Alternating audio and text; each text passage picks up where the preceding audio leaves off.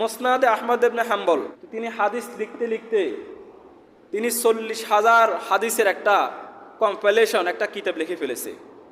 সুবহানাল্লাহ বলুন। ওই কিতাবের নাম মুসনাদে আহমদ। তো তিনি প্রতি বছর শীতের বেলায় হাদিস গবেষণার জন্য বিভিন্ন জায়গা বের হয়। তো একদিন শীতের রাতে হাদিস চর্চা করতে করতে অনেক রাত হয়ে যায়। কি রাত হয়ে যায়? অনেক রাত হয়ে যায়।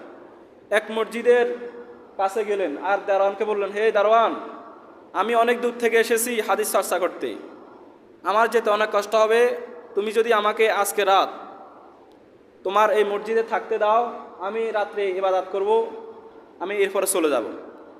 তখন ওই দারোয়ান বলেছে, না, এই মসজিদে থাকতে দেওয়া হবে না, অর্থাৎ এটা থাকার জায়গা না, তুমি বের হয়ে যাও।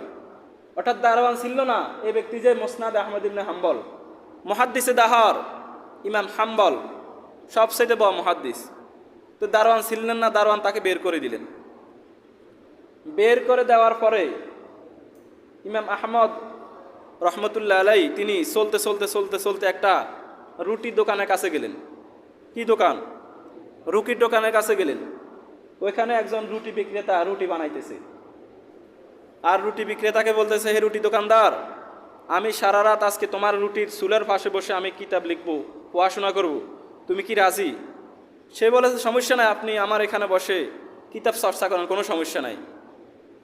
তখন ইমাম আহমদ ইবনে হাম্বল রহমতুল্লাহ আলাই তিনি সারা রাত বসে বসে হাদিস চর্চা করতেছেন। আর তিনি একটা জিনিস লক্ষ্য রাখতেছেন, আর ওই রুটি দোকানদার যখন রুটি বেলে তখন সেই বলে আস্তাগফিরুল্লাহ, কি বলে? আর যখন রুটি খাম্বা করে, রুটি দলা করে, সেই পয় কি? আস্তাগফিরুল্লাহ। আবার যখন কাস্টমারকে রুটি দেয় সেই বলে কি? সকলে বলতে হবে, কি বলে? আস্তাগফিরুল্লাহ। আবার যখন কাস্টমার তাকে টাকা দেয়, টাকা নেওয়ার সময় সেই বলে কি? আস্তাগফিরুল্লাহ। যখন ক্যাশ বক্সে টাকা রাখে সেই বলে আস্তাগফিরুল্লাহ। সুবহানাল্লাহ বলুন। ইমাম আহমদ রহমতুল্লাহ আলাই তিনি তো অবাক হয়ে গেলেন, কিরে এই ব্যক্তি কি পাইছে, সে শুধু আস্তাগফিরুল্লাহ আস্তাগফিরুল্লাহ এই আমলটি হয়। ইমাম আহমদ ইবনে হাম্বল ওই যুবককে ডেকে পাঠালেন, হে যুবক, আমি তোমার এখানে আসার পর থেকে একটা আমল লক্ষ্য করতে দেখেছি, তুমি শুধু আস্তাগফিরুল্লাহ আস্তাগফিরুল্লাহ এই আমলটি করো, এই আমলটির মধ্যে তুমি কি পেয়েছ? ওই যুবক বলেছে, হে ইমাম, আমি এই আমলটি করার কারণে আমি মুস্তাজাবুদ দাওয়া, আমি এই জীবনে যত দোয়া করেছি সব দোয়া আল্লাহ রাব্বুল আলামিন কবুল করেছে। সুবহানাল্লাহ বলুন। সব দোয়া কবুল করেছে। ইমাম আহমদ ইবনে হাম্বল বলেছে, সব দোয়া তোমার কবুল করেছে? হ্যাঁ, সে বলেছে কবুল করেছে। আহমদ ইবনে হাম্বল বলেছে, সব দোয়া কবুল করেছে? সে বলেছে শুধু একটা দোয়া ব্যতীত। কয়টা দোয়া ব্যতীত? তোমার একটা দোয়া ব্যতীত সব দোয়া কবুল করেছে। কি দোয়া?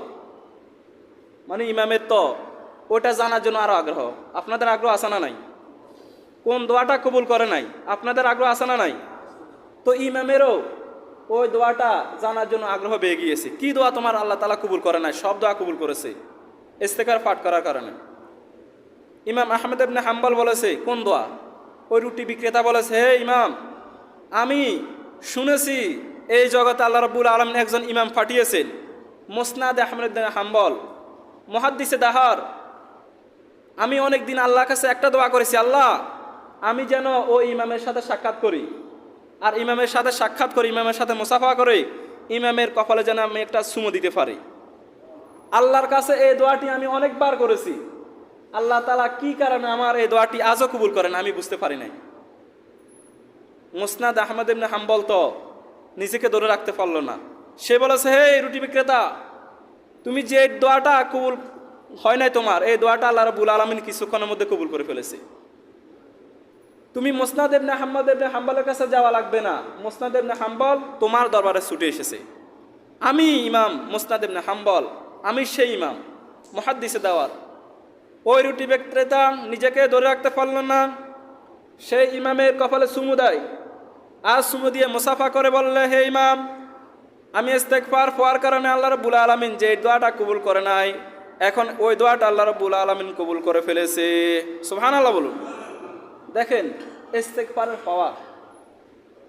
এই জন্য আমরা যখন রাস্তা দিয়ে চলবো বিভিন্ন জায়গায় বসে থাকবো, আজে বাজে না কথা বলে আমরা যদি সবসময় আস্তাগফিরুল্লাহ আস্তাগফিরুল্লাহ আস্তাগফিরুল্লাহ এই আমলটি করি, আল্লাহ রাব্বুল আলামিন আমাদের দোয়াটাও কবুল করবে। করবে না? ইনশাল্লাহ বলুন, আজকে থেকে এই আমলটি বেশি বেশি করব। করবেন তো?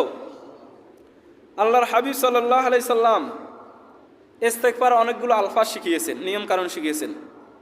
সবচাইতে সেরা যেটা শিখিয়েছেন সেটা হলো আস্তাগফিরুল্লাহ। কি?